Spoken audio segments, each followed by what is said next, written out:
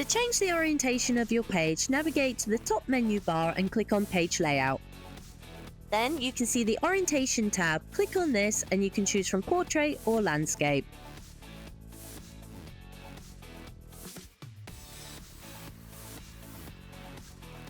You can also access the page orientations options by going to Page Layout and then clicking on the small arrow on the right-hand corner. This will bring up your Page Setup menu.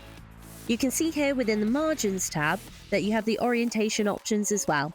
You can choose from Portrait or Landscape. Select which one you want and then make sure that you've applied this to the whole document by clicking on the drop-down menu. And then press OK.